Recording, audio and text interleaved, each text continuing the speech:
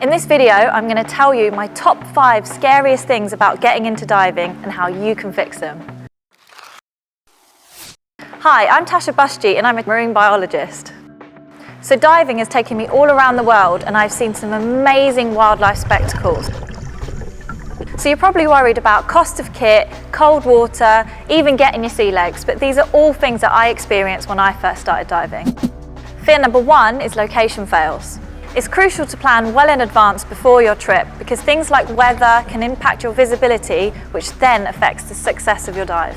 If you're going to an unfamiliar location, I'd recommend going with a dive guide who can keep you safe and show you all the best bits.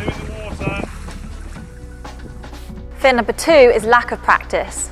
No matter where you are in the world, the more dives you have under your belt, the better. Practice makes perfect, and the more you do, the easier it will become. So I started my diving in Vobster Quarry here in the UK.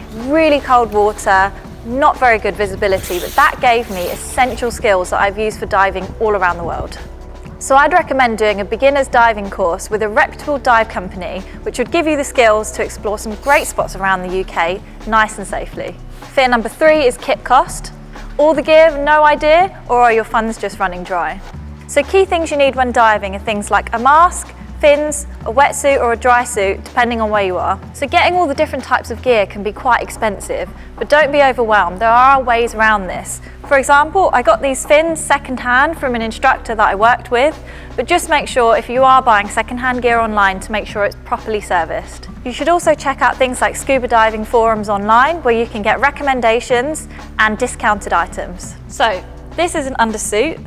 It's quite a nice thick thermal material, and this is what you would wear for putting underneath your dry suit. So you want to put this kind of onesie thing on afterwards. They always say the worst bit about getting diving is getting ready.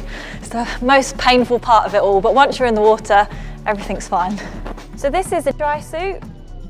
So the first thing you want to do is get your legs in like so, and make sure that you take off any jewellery, which I've forgotten to do.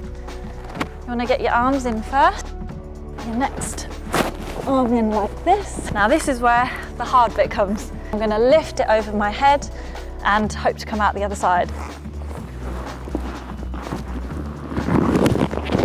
Like so.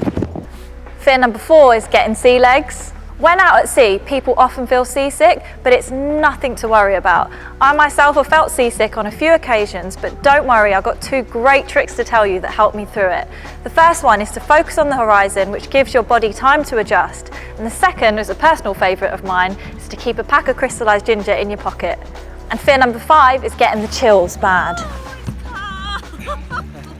When getting in the water, you'll have all the right equipment to keep you warm and dry, just like my trusty dry suit here, but what about when you get out the water?